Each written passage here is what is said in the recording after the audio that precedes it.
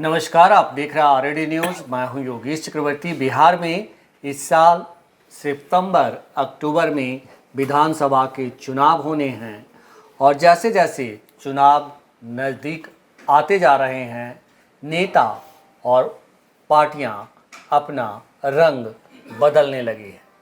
इसके ताज़ा मिसाल चिराग पासवान की पार्टी लोक जनशक्ति पार्टी रामविलास पासवान की है।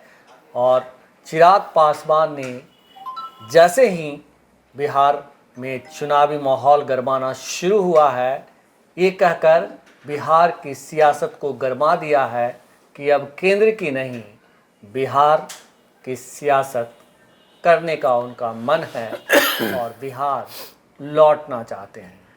सिर्फ चिराग पासवान ही नहीं, उनकी पार्टी के नेता भी यही राग अलापने लगे हैं।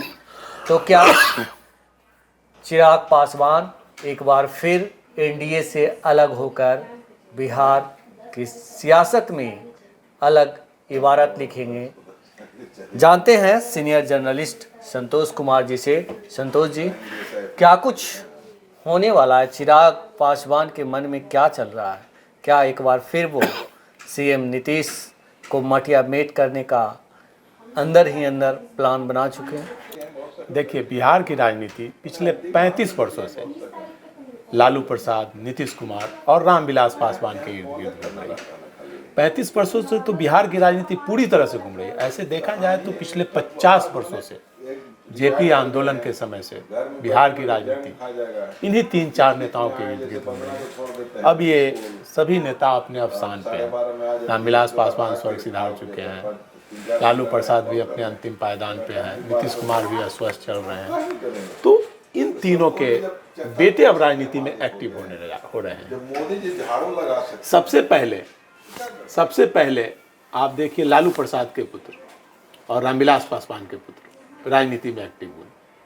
14 में रामविलास पासवान के पुत्र चिराग पासवान राजनीति में लॉन्चिंग हुआ और सांसद बने। 15 में लालू प्रसाद के पुत्र की लॉन्चिंग हुई और वो डिप्टी सीएम बने। अब बच गए नीतीश कुमार के पुत्र निशांत जी। तो नीतीश कुमार ने उन्हें राजनीति से अलग रखा, लेकिन अब जब नीतीश जी अस्वस्थ हो गए हैं तो अब उनके बेटों को भी राजनीति में लाने की कवायद चल रही है और निशांत जी राजनीति में अब एक्टिव धीरे धीरे हो गए हैं।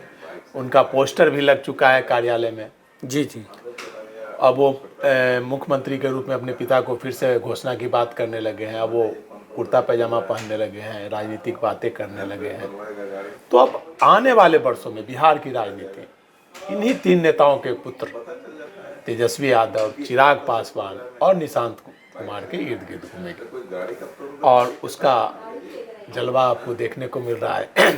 तेजस्वी यादव इंडिया गठबंधन की तरफ से मुख्यमंत्री के उम्मीदवार होने की बात हो रही है।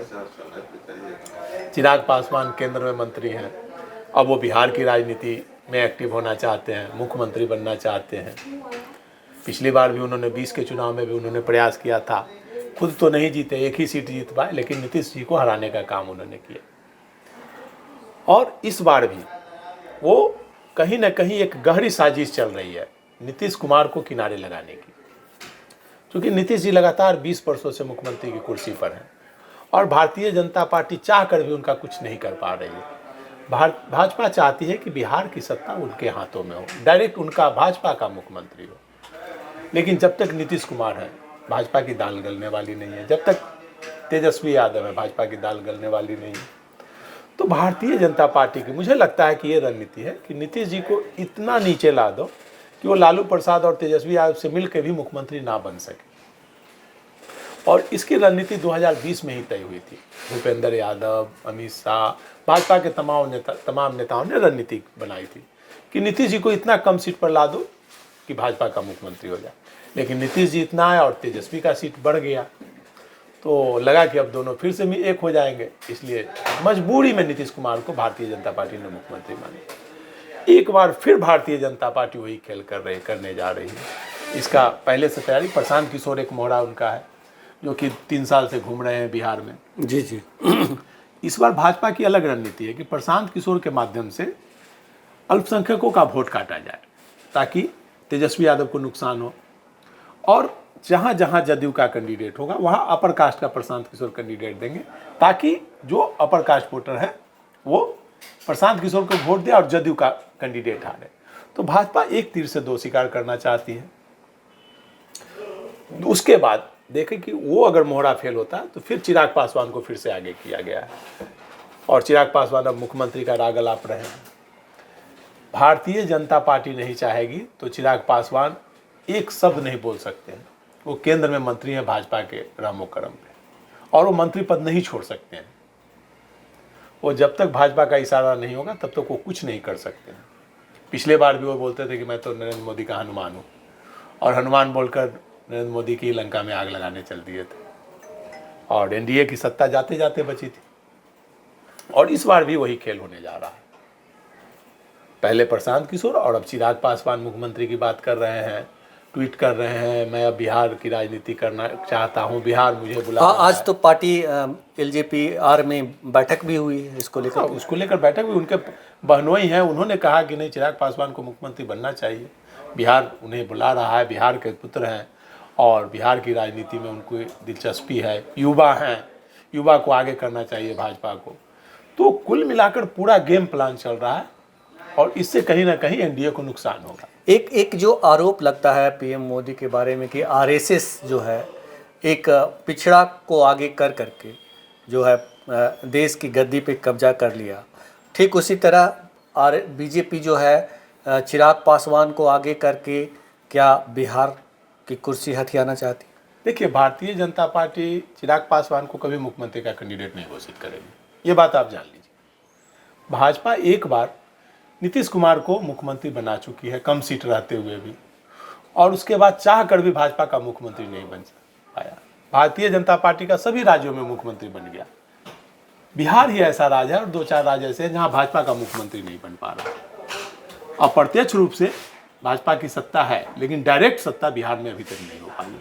तो भाजपा चाहती है कि बिहार में भी उसकी सत्ता हो, और इसी रणनीति के तहत प्रशांत किशोर हो, ओवैसी हो, चाहे चिराग पासवान हो, कई नेताओं को मोहरा बनाया जाता है। कभी पप्पू यादव मोहरा बनते हैं, कभी आनंद मोहन मोहरा बनते हैं, सब नेता अलग अलग मोहरा बनते रहते हैं। कभी इंडिया गठबंधन के मोहरा बनते हैं तो कभी एनडीए के मोहरा बनते हैं, तो नेता मोहरा बनते रहते हैं। और इस बार भी वही रणनीति काम हो रहा है, उसी रणनीति के तहत। और देखा जाए कि आप देख रहे होंगे कि नीतीश कुमार को किस प्रकार से अस्वस्थ घोषित करने का एक अभियान चला हुआ है। उम्र का प्रभाव तो रहता ही है निश्चित तौर पर, लेकिन नेशनल चैनल में ऐसा नहीं कि नीतीश जी की आज स्वास्थ्य को लेकर आज पहली बार है, पहले भी उनके स्वास्थ्य को लेकर के चलते चर्चाएं होती रहती थी। तो इलाज चल रहा है, इलाज होगा तो अस्वस्थ आदमी स्वस्थ होता ही है, उम्र का प्रभाव पड़ता ही है। लेकिन एक एजेंडा चला हुआ है नीतीश जी को, मतलब कहा जाए कि पूरी तरह से एक मेंटल घोषित करने का। आप देखते होंगे नेशनल चैनल में किस तरह से नीतीश जी का दिखाया जाता है। बिल्कुल, मतलब एक डिस्कशन उस पर होता है, लाइव टेलीकास्ट होता है, एक एपिसोड चलता है। तो आप जान लीजिए नेशनल चैनल पे अगर कोई न्यूज चलता है, कुछ चलता है, तो पार्टी विशेष के इशारे पे ही चलता है। यही जग जाहिर है, वो एजेंडा चलाते हैं नेशनल चैनल। लेकिन जिस तरह से चिराग पासवान जो बिहार की सियासत करने की बात कर रहे हैं, संकेत दे रहे हैं, उनकी पार्टी आगे बढ़ कर के उसे आगे, उनकी बातों को आगे बढ़ा रही है। ऐसे में क्या चिराग पासवान खुद को अकेले अपनी पार्टी के दम पर खुद को सीएम फेस घोषित करेंगे? देखिए, चिराग पासवान अगर अकेले चुनाव लड़ते हैं या प्रशांत किशोर के साथ गठबंधन करके मिलकर चुनाव लड़ते हैं, उपेंद्र कुशवाहा उसमें आते हैं और भी छोटे छोटे दलों को लेकर के अगर चलते हैं, तो निश्चित तौर पर एक अच्छा मुकाबला होगा, त्रिकोणात्मक मुकाबला होगा। तीसरा मोर्चा एक बढ़ेगा जिसकी लोग तलाश कर रहे हैं। आप जान लीजिए, जो लोग लालू प्रसाद को नहीं वोट देना चाहते हैं, जो लालू प्रसाद से नाराज़ है, एक तबका है जो लालू प्रसाद से नाराज़ है, तो वो किसको वोट दे? वो लालू को नहीं दे सकता है, मजबूरी में भाजपा को देता है। नीतीश कुमार को भी जो एक तबका नाराज़ है, जो कि नीतीश जी को नहीं लाइक करता है, नहीं वोट देना चाहता है, लेकिन भाजपा के साथ है इसलिए वोट दे देता है मजबूरी में। वो तबका भी तलाश कर रहा है कि विधानसभा चुनाव में तो नीतीश को वो तबका वोट नहीं देगा जो भाजपा का वोट बैंक है, वो तबका तीसरा मोर्चा को वोट देगा। तो इस लड़ाई में अगर ट्रायंगुलर लड़ाई होती है तो उसमें किसी को भी फायदा हो सकता है भाजपा की लॉटरी लग जाए, हो सकता है तेजस्वी की लॉटरी लग जाए, कोई भी चुनाव जीत सकता है। ट्रायंगुलर जब भी फाइट होती है तो किसी की भी लॉटरी लग सकती है। कौन किसका वोट काट रहा है इस पर डिपेंड करता है। और मुझे लगता है कि भाजपा की जो रणनीति है वो है कि चिराग पासवान और पीके के माध्यम से आरजेडी का भी वोट काटा जाए, पीके के माध्यम से आरजेडी का अल्पसंख्यक वोट काटा जाए और जदयू का अपर कास्ट वोट काटा जाए, जहां जदयू भी नीचे जाए और नीतीश भी नीचे जाए और भाजपा को फायदा हो। और चिराग पासवान खड़ा होंगे तो निश्चित तौर पर जदयू को नुकसान होगा। लेकिन इसमें बीजेपी की इस रणनीति में आरजेडी या यूँ कहें कि इंडिया गठबंधन को नुकसान होगा, इसकी गारंटी तो कोई नहीं दे सकता। हो सकता है कि उससे फायदा हो जाए। निश्चित तौर पर पिछले बार तो इंडिया गठबंधन को फायदा हुआ ना। चिराग पासवान ने जब कैंडिडेट दिया तो जदयू अगर हारा तो वहाँ तो फायदा आरजेडी को हुआ। और इस बार भी अगर जदयू को हराने का प्रयास किया जाएगा, नीतीश कुमार को हराने का प्रयास किया जाएगा तो नीतीश जी को हराने का वहाँ तो भाजपा का कैंडिडेट तो रहेगा नहीं।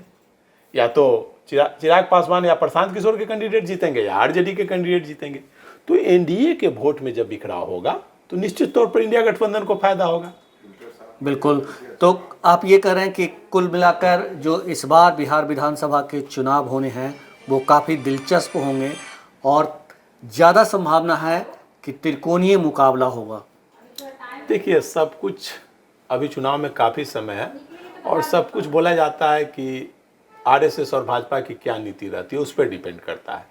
एनडीए अगर एकजुट रहता है, चिराग पासवान बाहर नहीं निकलते हैं, तो कोई लड़ाई ही नहीं रहेगी। मुझे लगता है कि एनडीए अगर एकजुट रहता है, चिराग पासवान, नीतीश कुमार, भाजपा और प्रशांत किशोर अगर नए कैंडिडेट खड़ा करते हैं तो एनडीए 50 से 175 सीट जीत सकती है।